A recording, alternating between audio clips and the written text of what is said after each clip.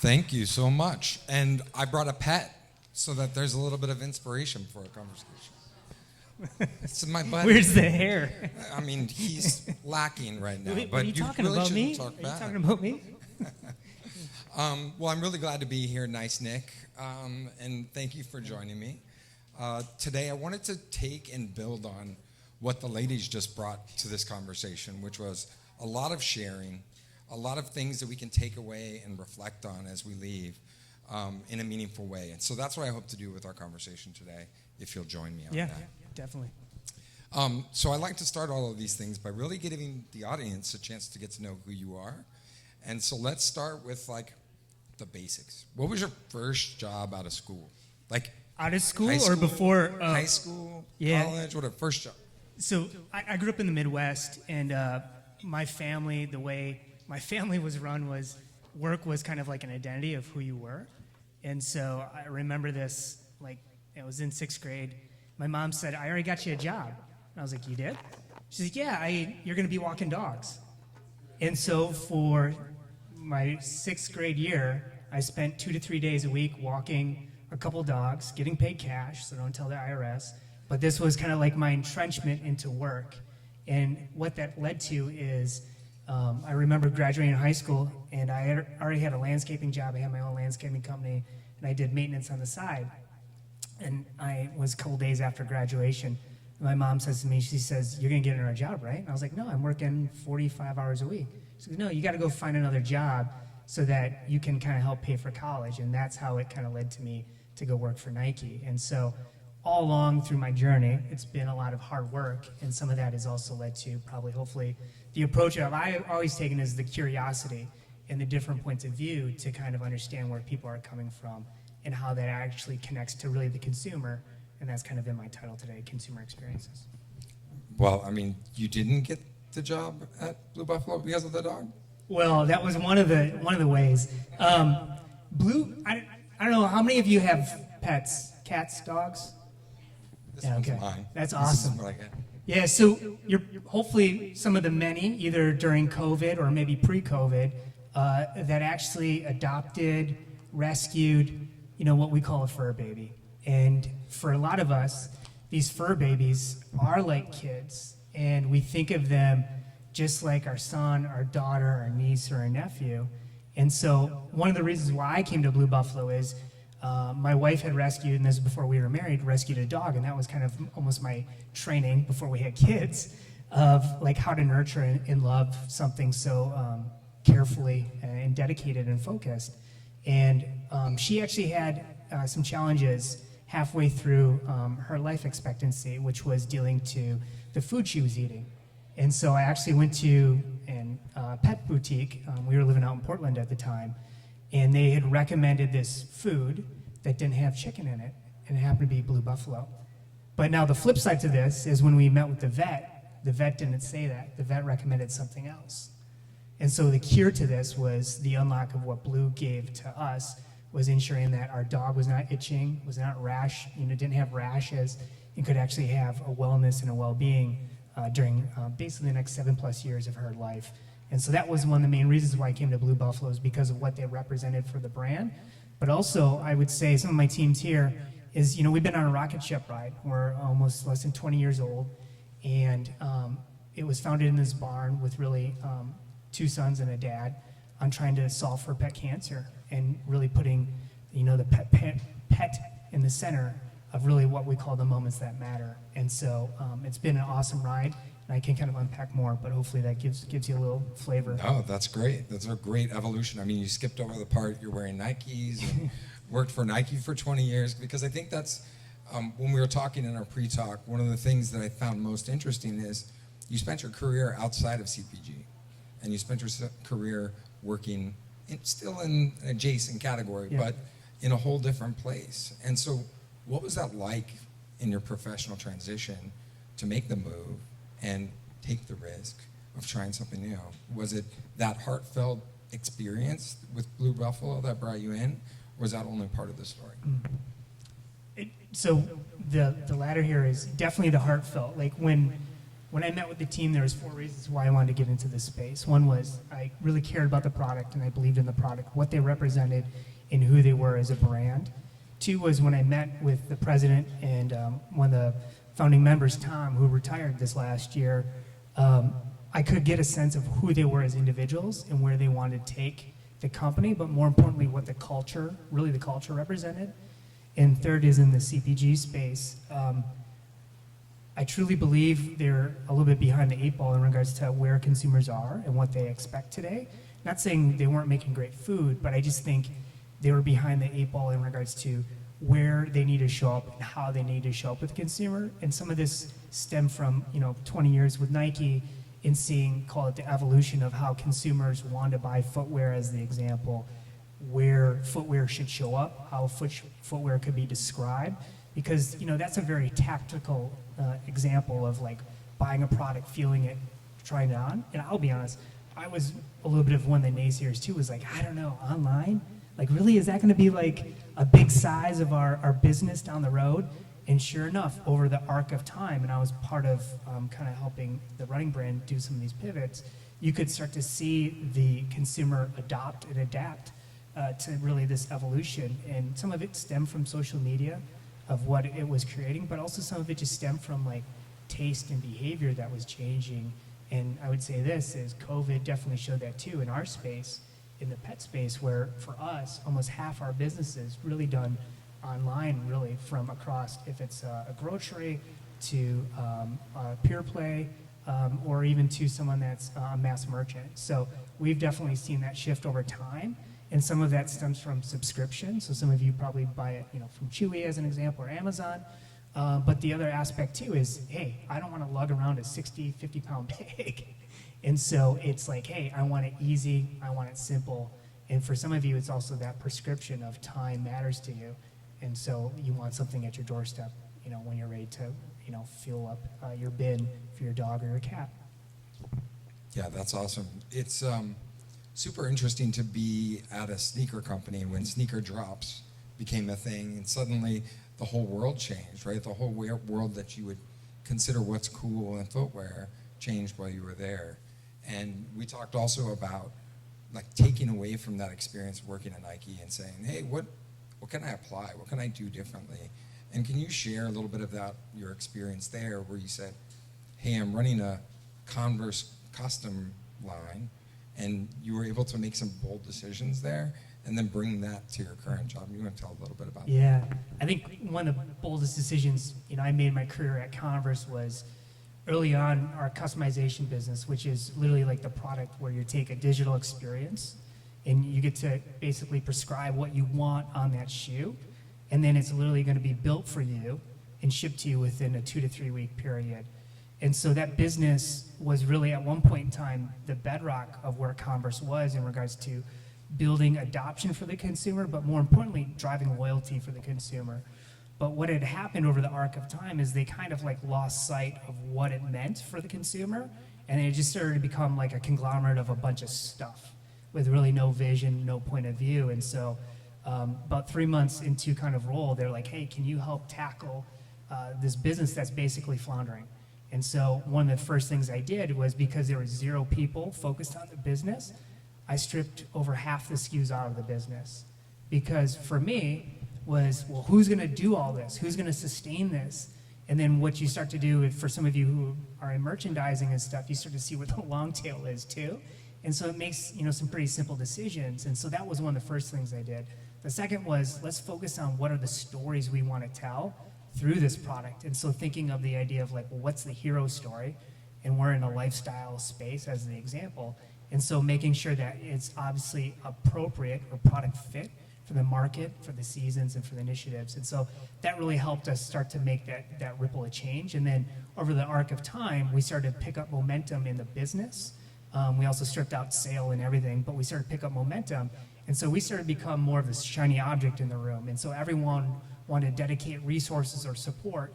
And prior to me leaving, we basically were the number 2 program within the North American and the Western Europe marketplace, and sort of become one of the top 3 programs that Converse wanted to celebrate, because it helped express and personalize what people wanted to look like, what they wanted to wear, And I think, what you hear from individuals earlier today is the idea of storytelling, the idea of being true and authentic, and also having like a touch point with your community.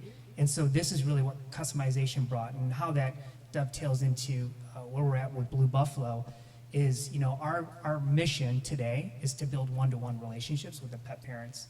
And that's pretty audacious because pets don't tell you what they want. You kind of see the emotions, tail wagging, maybe like hip hop, from that. So like there's that sensory cue of like, I'm doing something well.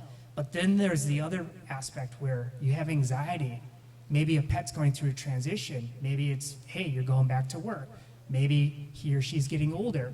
And so you don't know what's the right aspects of the right approach to help handle those scenarios. A lot of people will go to their vet, but also a lot of us are pretty smart today where maybe we don't have time to go to the vet. Maybe the vet has a 6-week waiting period and you need to know an answer tomorrow. And so what we've tried to do at Blue Buffalo is we've built part of our digital transformation, an app called Buddies. And the intent of Buddies is that it's the idea of having a community. So we actually have like a Connect forum where we have pet parents who can also answer questions for you. We also have humanized the experience where we've taken what has been kind of the baseline of how we come to market with our pet detectives, and we've allowed them to actually have open feed chat or open feed conversations with pet parents at the moments that really matter in their lifespan. And on top of that, we've started to build engagement learning tools to help kind of drive those triggers and those momentum occasions where pet parents maybe have anxiety, don't know. Now, I'll be honest, it is a nerve-wracking experience. Some of you maybe don't have pets. I've also maybe had kids or adopted kids. And you know how that feels because you don't always have all the right answers. And so the intent here is we want to be the partner in pet parenthood. We're definitely not always the expert, but we want to be a partner along the journey to help support you tied to those moments that matter. Yeah, I think that notion of making big moves and having bold asks and coming into a new company and saying, hey, I want to be a part of building something new is a really unique place to be. And when we talked, you shared about your small team and how you guys were able to really shift the organizational structure of the teams and focus on trying to build something, a digital experience that meant something, the end product being Buddies. But what did you learn through that process? It's not exactly easy. It sounds rosy, but that's not so easy. So what did you kind of learn that you can share with the team about that transition? Yeah, it's been, we call it transformation. And so we talk about transform, build, and perform. And so it's been a dramatic transformation. I think there's been a couple wins here early on was we didn't have a lot of infrastructure whatsoever from a technology standpoint. So we were able to build things from the ground up. So thinking about the best architecture, the best type of SaaS solutions. On top of that, when I started, we had 6 people, a really small team. Today, direct and indirect teams, basically we've 9x'd our team over an arc of 15 months. The positive there is we're starting from 2 areas where there wasn't a lot of maturity, right? So that's positive. The other aspect too is when we're thinking about hiring and staffing, the commonality, we're owned by General Mills in the CPG space, is everyone says has to have CPG experience. Well, I didn't come from CPG. My belief, and this is fundamentally, and I think you'd see this from the team that's here today, is many of them did not come from CPG because I wanted people with different experiences who've walked in different shoes. So when we have to think about, when I talk about the moments that matter, when I talk about, I heard the word pivot, and I use pivot a lot, we have really thought leaders to kind of either challenge it, but also to help us think outside the box so that we can move the ball, not just forward by an inch, to actually move it more than a foot or maybe 2 feet and really start to make some big leaps and bounds. The headwinds though, I would say every day we're probably facing like a moment of headwind or curiosity. I just saw the team. We've been on this rocket ship this last month around our acquisition programs.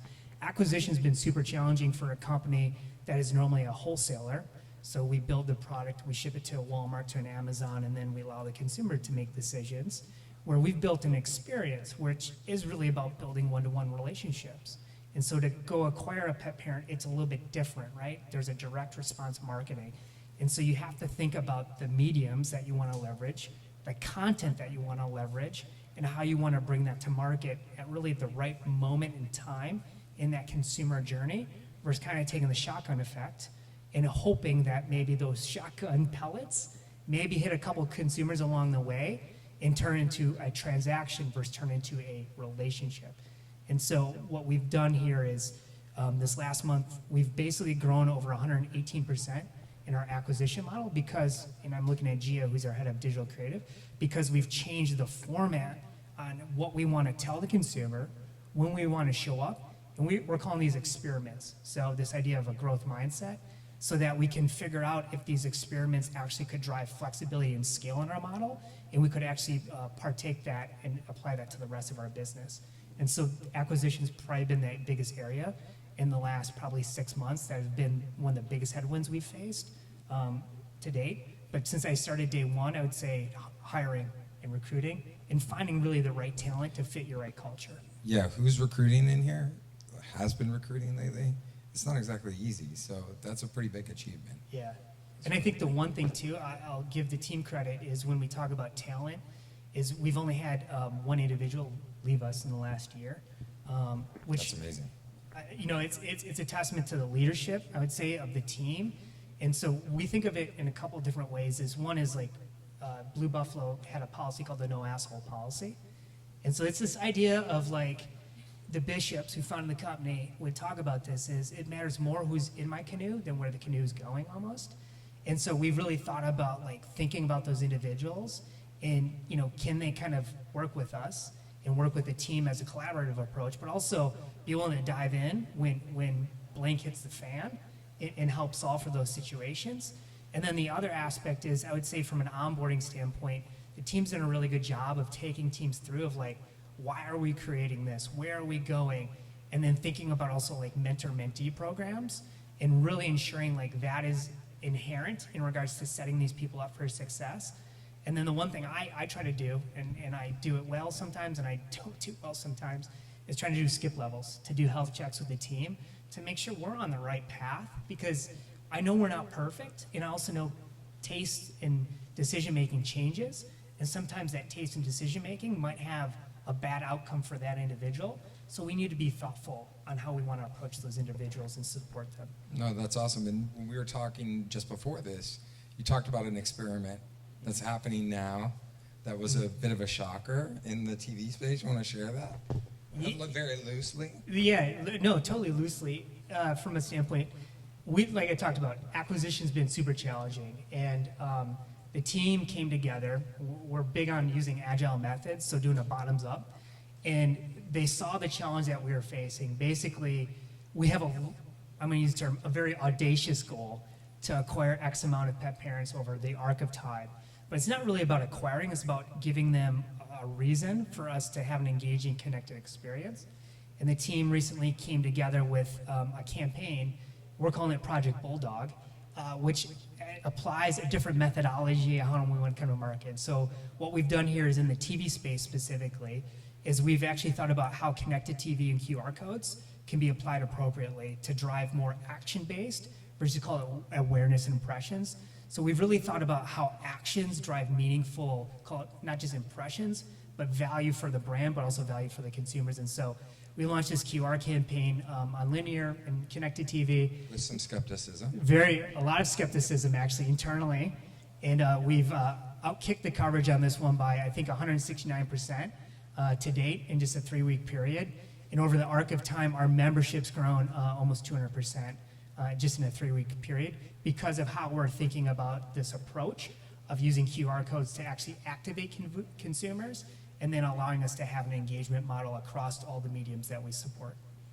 Yeah, that's awesome. And PadSquad's a creative company, so that's my shout out to what we do, and QRs and CTV, yeah. Amazing, something we do. You got some good stuff. I'll give you credit. So thank you. Yeah. But I think as we go to wrap this up, I like to close all of these out in the idea of getting to know you. So I'm going to have you grab your phone. We do a lot of mobile first creative, so I'm going to try and embarrass you a little with your phone. So unlock that bad boy. and we're just going to do a rapid fire couple questions and see what happens. All right. All Where do you right, want to go? Let's go to your phone. Yep. And look at the last phone call on the actual phone. My app. phone. On the phone app. Who's the last person you talked to for more than, let's call it 6 minutes? Yesterday, one of my direct reports for about 20 minutes. 20 minutes. All right, you're committed. I like it. Mm-hmm. What was it, late in the day? It was like 5 o'clock, so not late. Okay, No, so it's still but- early enough. All right, that one was easy. Let's go to the next one. Let's go to your camera roll.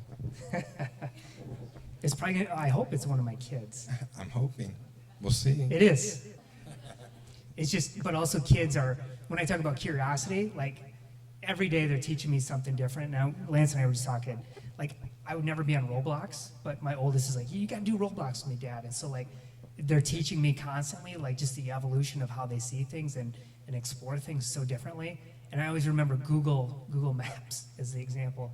I remember driving Google Maps, and my son, my oldest, Weston, goes, hey, can you change the color of the car? And I had no idea you could do that. He's like, yeah, I want the color red. And I was like, so I can just touch it? He's like, yeah, just touch it, do this. And I was like, I turned back and I go, how'd you know this? He goes, I just assume it changes color.